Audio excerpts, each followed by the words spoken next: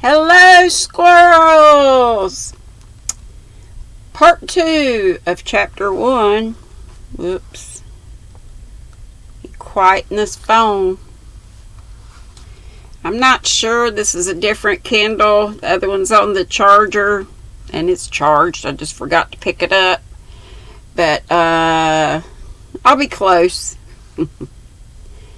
You mustn't mind my staring, dear, said Madam, softly pinching her rosy cheek. I haven't seen a little girl for so long. It does my old eyes good to look at you. Polly thought that a very odd speech and couldn't help saying, Aren't Fan and Maud little girls too? Oh dear, no, not what I call little girls. Fan has been a young lady this 2 years, and Maud is a spoiled baby. Your mother's a very sensible woman, my child. What a very queer old lady, thought Polly, but she said, Yes'm, respectfully, and looked at the fire. You don't understand what I mean, do you? Asked Madam, still holding her by the chin. No'm, not quite.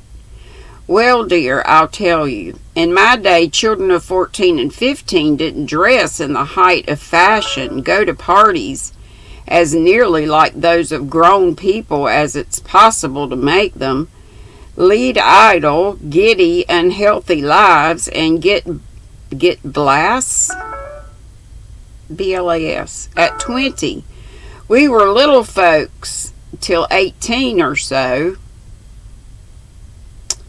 Little folks till 18 or so. Worked and studied, dressed and played like children, honored our parents, and our days were much longer in the land than now, it seems to me. The old lady appeared to forget Polly at the end of her speech, for she sat patting the plump little hand that lay in her own and looking up at a faded picture of an old gentleman with a ruffled shirt and a queue. Was he your father, madam? Yes, dear, my honored father. I did up his frills to the day of his death, and the first money I ever earned was $5, which he offered as a prize to whichever of his 6 girls would lay the handsomest darn in his silk stockings. How proud you must have been, cried Polly, leaning on the old lady's knee with an interested face. Yes, and we all learned to make bread and cook and wore little chintz gowns and were as gay and hearty as kittens. I'll live to be grandmothers and fathers, and I'm the last, 70 next birthday, my dear, and not worn out yet, though daughter Shaw is an invalid at 40. That's the way I was brought up, and that's why Fan calls me old-fashioned, I suppose. Tell more about your papa, please. I like it, said Polly. Say father. We never call him papa. And if one of my brothers had addressed him as governor, as boys do now, I really think he'd have cut off with a shilling. Madam raised her voice in saying this and nodded significantly, but a mild snore from the other room sent to assure her that it was a waste of shot to fire in that direction. Before she could continue, in came Fanny with the joyful news that Clara Bird had invited both of them to the theater with her that very evening, and would call for them at 7 o'clock. Polly was so excited. Blah, blah, blah. I think I'm at the right place. I hope so. Hang on just a minute. Let me make sure. Let me make sure. Yeah, I'm okay. Now could I remember where I was? Sorry, I got a message and then it made me think I maybe wasn't at the right place. Okay. Polly was so excited by this sudden plunge into the dissipations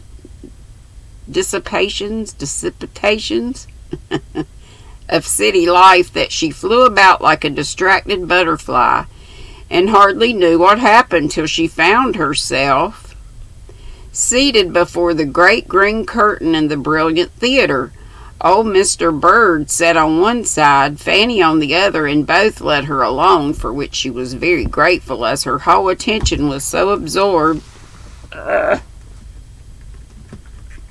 Sorry, knocking over my drinks down here.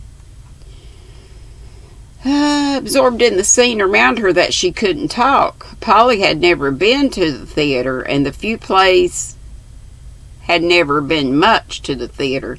And the few plays she had seen were the good old fairy tales, dramatized to suit young beholders, lively, bright, and full of the harmless nonsense which brings the laugh without the blush. That night she saw one of the new spectacles which have lately become the rage and run for hundreds of nights, dazzling, exciting, and demoralizing the spectator by every allurement French ingenuity can invent, and American prodigality execute. Never mind what its name was. It was very gorgeous, very vulgar, and very fashionable, so of course it was much admired, and everyone went to see it. At first, Polly thought she had gotten into fairyland and saw only the sparkling creatures who danced and sung in a world of light and beauty. But presently she began to listen to the songs and conversation, and then the illusion vanished. For the lovely phantoms sang melodies, talked slang, and were a disgrace to the good old-fashioned elves whom she knew and loved so well. Our little girl was too innocent to understand half the jokes, and often wondered what people were laughing at. But as the first enchantment subsided, Polly began to feel uncomfortable. To be sure, her mother wouldn't like to have her there, and to wish she hadn't come. Somehow things seemed to get worse and worse as the play went on, for our small spectator was being rapidly enlightened by the gossip going on all about her, as well as by her own quick eyes and girlish instincts. When 24 girls dressed as jockeys came prancing onto the stage, cracking their whips, stamping the heels of their boot tops, and winking at the audience, Polly did not think it at all funny, but looked disgusted and was glad when they were gone. But when another set appeared, in a costume consisting of gauze wings and a bit of gold fringe round the waist, poor unfashionable Polly didn't know what to do, for she felt both frightened and indignant, and sat with her eyes on her playbill and her cheeks getting hotter and hotter every minute. "What are you blushing so for?" asked Fanny, as the painted sylphs vanished. "I'm so ashamed of those girls," whispered Polly, taking a long breath of relief. "You little goose, it's just the way it was done in Paris, and the dancing is splendid. It seems queer at first, but you'll get used to it as I did." "I'll never come again," said Polly decidedly, for her innocent nature rebelled against the spectacle which as yet gave her more pain than pleasure. She did not know how easy it was to get used to it, as Fanny did, and it was well for her that the temptation was not often offered. She could not explain the feeling, but she was glad when the play was done and they were safe at home. Her kind grandma was waiting to see them comfortably into bed. "Did you have a good time, dear?" she asked, looking at Polly's feverish cheeks and excited eyes. "I don't wish to be rude, but I didn't," answered Polly. "Some of it was splendid, but a good deal of it made me want to go under the seat. People seemed to like it, but I don't think it was proper." As Polly freed her mind and emphasized her opinion with the decided rap of the boot she had just taken off, Fanny laughed and said, while she pirouetted around the room like Mademoiselle Therese, "Polly was shocked, Grandma. Her eyes were as big as saucers, her face as red as my sash, and once I thought she was going to cry. Some of it was rather queer, but of course it was proper, or all our set wouldn't go. I heard Mrs. Smith Perkins say it was charming, so like dear Paris, and she has lived abroad, so of course she knows what is what." "I don't care if she has. I know it wasn't proper for little girls to see, or I shouldn't have been so ashamed," cried sturdy Polly, perplexed but not convinced, even by Mrs. Smith Perkins. I think you're right, my dear, but you have lived in the country and haven't yet learned that modesty has gone out of fashion." And with a good-night kiss, Grandma left Polly to dream dreadfully of dancing in a jockey costume on a great stage while Tom played a big drum in the orchestra, and the audience all wore the faces of her father and mother, looking sorrowfully at her with eyes like saucers and faces as red as Fanny's sash. And that's all of chapter 1, but I want to read some more. I like this book. Pat Dancer. Chapter 2, New Fashions. "I'm going to school this morning, so come up and get ready," said Fanny a day or two after, as she left the late breakfast table. "You look very nice. What have you got to do?" asked Polly, following her into the hall. "Prink half an hour and put on her wad," answered the irreverent Tom, whose preparations for school consisted in flinging his cap on his head and strapping up several big books that looked as if they were sometimes used as weapons of defense. "What is a wad?" asked Polly, while Fanny marched up without deigning any reply. "Somebody's hair on top of her head in the place where it ought not to be," and Tom went whistling away with an air of sublime indifference as to the state of his own curly pal. "Why must you be so fine to go to school?" asked Polly, watching Fan arrange the little frizzles on her forehead and settle the various streamers and festoons belonging to her dress. "All the girls do, and it's proper, for you never know who you may meet. I'm going to walk after my lessons, so I wish you'd wear your best hat and sack," answered Fanny, trying to stick her own hat on at an angle which defied all the laws of gravitation. "I will, if you don't think this is nice enough. I like the other best because it has a feather, but this is warmer, so I wear it every day," and Polly ran into her own room to prink also, fearing that her friend might be ashamed of her plain costume. "Won't your hands be cold in kid gloves?" she said as they went down the snowy street with the north wind blowing in their faces. "Yes, horrid cold, but my muff is so big I won't carry it. Mama won't have it cut up, and my ermine one must be kept for best," and Fanny smoothed her Bismarck kids with an injured air. "I suppose my gray squirrel is ever much too big, but it's nice and cozy, and you may warm your hands in it if you want to," said Polly, surveying her new woolen gloves with a dissatisfied look, though she had thought them quite elegant before. "Perhaps I will by and by. Now, Polly, don't you be shy. I'll only introduce 2 or 3 of the girls, and you needn't mind old Monsieur a bit, or read if you don't want to. We shall be in the anteroom, so you'll only see about a dozen, and they'll be so busy they won't mind you much." "I guess I won't read, but sit and look on. I like to watch people. Everything is so new and queer here." But Polly did feel and look very shy when she was ushered into a room full of young ladies, as they seemed to her, all very much dressed, all talking together, and all turning to examine the newcomer with a cool stare, which seemed to be as much the fashion as eyeglasses. They nodded affably when Fanny introduced her, said something civil, and made room for her at the table round which they sat waiting for Monsieur. Several of the more frolicsome were imitating the Grecian bend. Some were putting their heads together over little notes. Nearly all were eating confectionery, and the entire 12 chattered like magpies, being politely supplied with caramels. Polly sat looking and listening, feeling very young and countrified among these elegant young ladies. "Girls, do you know that Carrie has gone abroad? There's been so much talk her father couldn't bear it, and took the whole family off. Isn't that gay?" said one lively damsel who had just come in. "I should think they'd better go. My mamma says, "If I'd been going to that school, she'd have taken me straight away," answered another girl with an important air.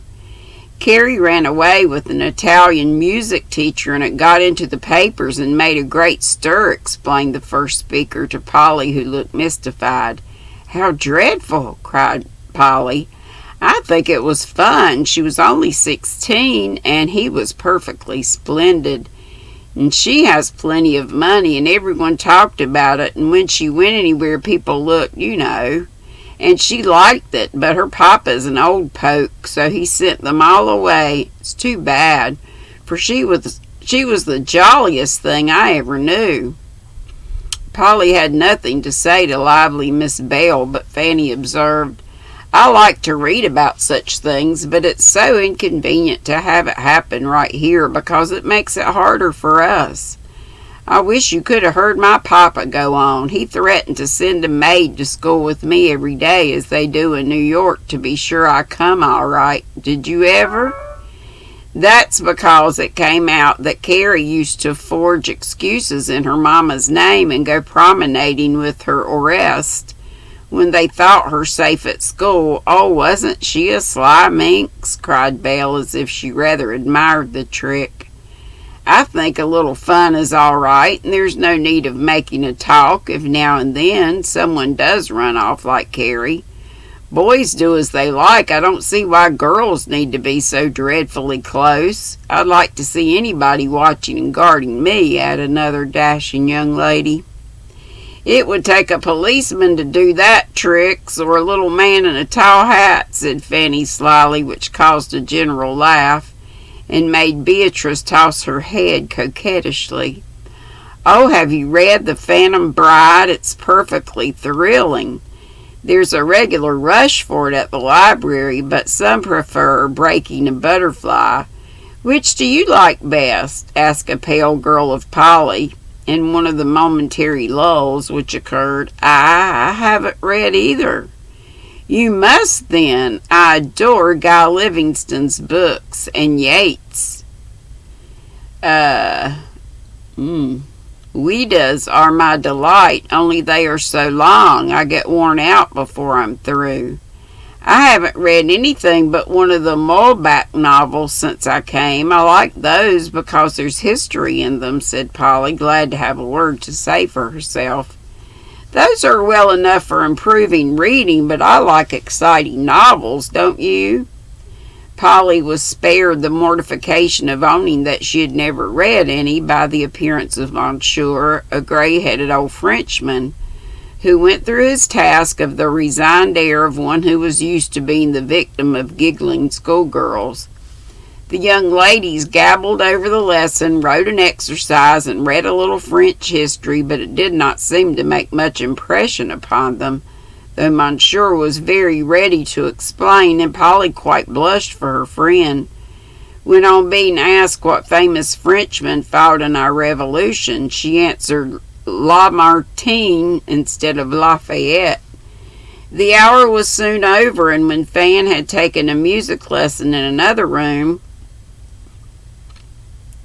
The hour was soon over, and when Fan had taken a music lesson in another room, while Polly looked on, it was time for recess. The younger girls walked up and down the court, arm in arm, eating bread and butter. Others stayed in the schoolroom to read and gossip. But Belle, Trix, and Fanny went to lunch at a fashionable ice cream saloon nearby, and Polly meekly followed, not daring to hint at the gingerbread Grandma had put in her pocket for luncheon. So the honest brown cookies crumbled away in obscurity while Polly tried to satisfy her hearty appetite on 1 ice and 3 macaroons.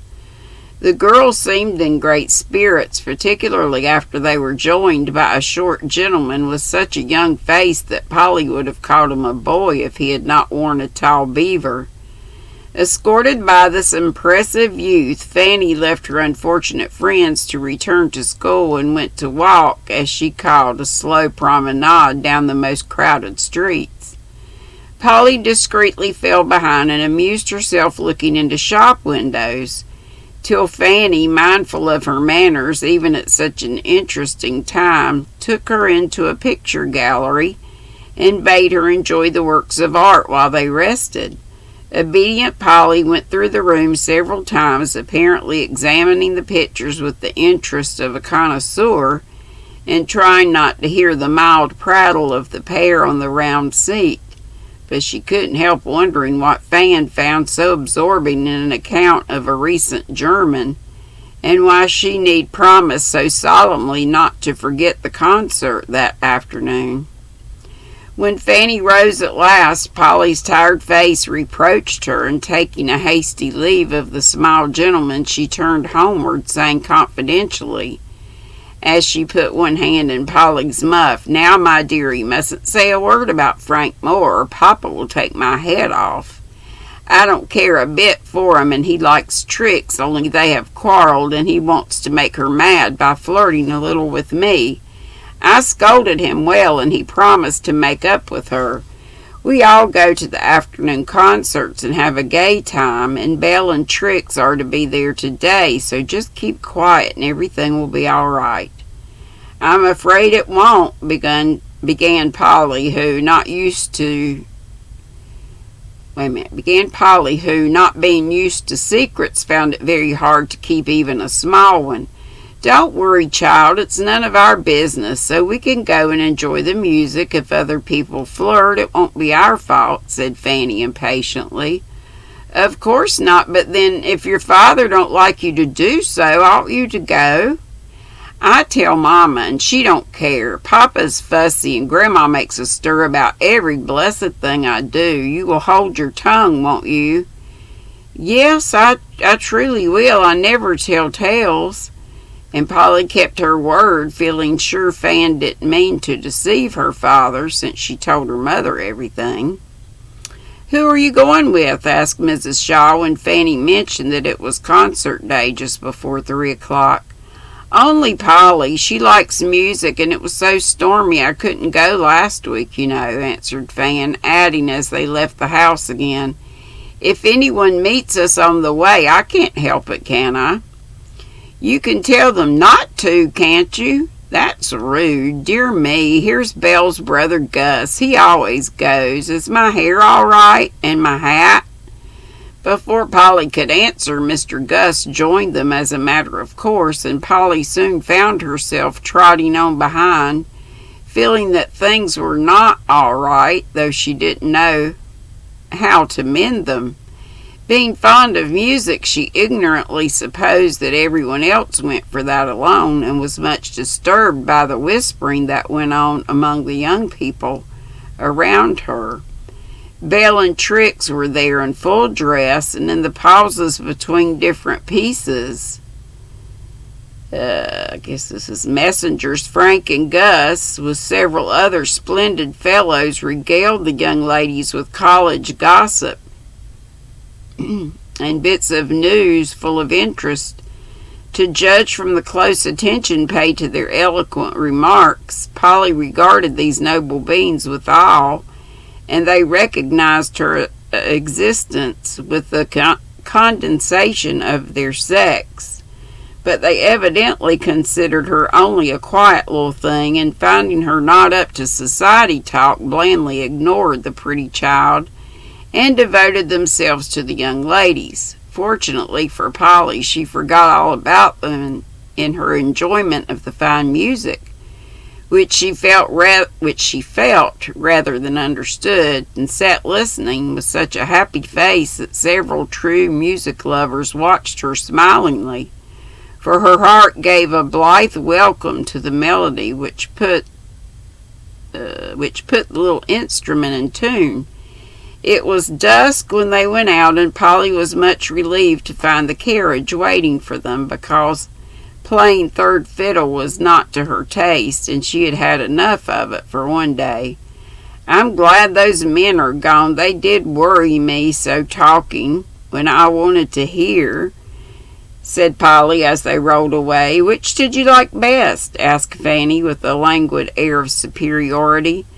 The plain one who didn't say much. He picked up my muff when it tumbled down and took care of me in the crowd. The others didn't mind anything about me. They thought you were a little girl, I suppose. My mother says a real gentleman is as polite to a little girl as to a woman, so I like Mr. Sidney best because he was kind to me. What a sharp child you are, Polly. I shouldn't have thought you'd mind things like that, said Fanny, beginning to understand there may be a good deal of womanliness even in a little girl. I'm used to good manners, though I do live in the country, replied Polly rather warmly, for she didn't like to be patronized even by her friends. Grandma says your mother is a perfect lady and you are just like her, so don't get in a passion with those poor fellas, and I'll see that they behave better next time. Tom has no manners at all, and you don't complain of him, added Fan with a laugh. I don't care if he hasn't. He's a boy and acts like one, and I can get on with him a great deal better than I can with those men. Fanny was just going to take Polly to task for saying those men in such a disrespectful tone when both were startled by a smothered cock-a-doodle-doo from under the opposite seat. "It's Tom!" cried Fanny. And with the words out tumbled that incorrigible boy, red in the face and breathless with suppressed laughter. Seating himself, he surveyed the girls as if well satisfied with the success of his prank, and waiting to be congratulated upon it. "Did you hear what we were saying?" demanded Fanny uneasily. "Oh, didn't I? Every word." And Tom exulted over them visibly. "Did you ever see such a provoking toad, Polly? Now I suppose you'll go and tell Papa a great story." "Perhaps I shall, and perhaps I shan't." "How Polly did hop when I crowed. I heard her squeal and saw her cuddle up her feet." "And you heard us praise your manners, didn't you?" said Polly slyly. "Yes, and you liked 'em, so I won't tell on you," said Tom with a reassuring nod. "There's nothing to tell. Ain't there, though? What do you suppose the governor will say to you girls going on so with those dandies? I saw you." "What has the governor of Massachusetts to do with us?" asked Polly, trying to look as if she meant what she said. "Pooh, you know who I mean, so you needn't try to catch me up as Grandma does." "Tom, I'll make a bargain with you," cried Fanny eagerly. "It wasn't my fault that Gus and Frank were there, and I couldn't help their speaking to me. I do as well as I can, and Papa needn't be angry, for I behave ever so much better than some of the girls, don't I, Polly?" "Bargain?" observed Tom with an eye to business. "If you won't go and make a fuss telling what you'd no right to hear, it was so mean to hide and listen, I should think you'd be ashamed of it. I'll help you tease for your velocipede and won't say a word against it. When Mama and Granny beg Papa not to let you have it." Velocipede, I guess that's what that is. "Will you?" And Tom paused to consider the offer and all its bearings. Let me see if it'll look up this word.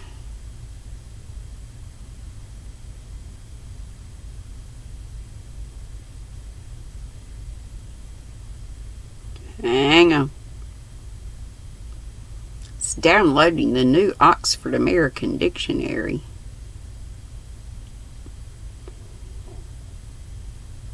Y'all might be familiar with that word, but I was not. Am not. It tells me how to pronounce it too. I guess I said it right. An early form of bicycle propelled by working pedals on cranks fitted to the front axle. Okay. So it's like an old-timey bicycle. Help tease for your... And so he wants that. Won't say a word against it when Mama and Granny beg Papa not to let you have it, will you?" And Tom paused to consider the offer and all its bearings. "Yes, and Polly will help, won't you? I'd rather not have anything to do with it, but I'll be quiet and not do any harm." "Why won't you?" asked Tom curiously, "because it seems like deceiving." "Well, Papa needn't be so fussy," said Fan petulantly. "After hearing about that Carrie and the rest, I don't wonder he's fussy." "Why don't you tell right out and not do it any more if he don't want you to?" said Polly persuasively. "Do you go and tell your father and mother everything right out?" "Yes, I do, and it saves me ever so much trouble." "Ain't you afraid of 'em?" "Of course not. It's hard to tell sometimes, but it's so comfortable when it's over." "Let's," was Tom's brief advice. "Mercy me, what a fuss about nothing," said Fanny, ready to cry with vexation. "'Tisn't nothing. You know you're forbidden to go gallivanting round those chaps, and that's the reason you're in a pucker now." "I won't make any bargain, and I'll tell," returned Tom, seized with a sudden fit of moral firmness. "Will you, if I promise never, never to do so any more?" asked Fanny meekly, for when Thomas took matters into his own hands, his sister usually submitted in spite of herself. "I'll think about it. And if you behave, maybe I won't do it at all. I can watch you better than Papa can, so if you try it again, it's all up with you, miss," said Tom, finding it impossible to resist the pleasure of tyrannizing a little when he got the chance.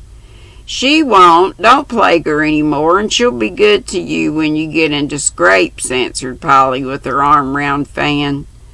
"I never do, and if I did, I shouldn't ask a girl to help me out." And I'll stop there. I love this book.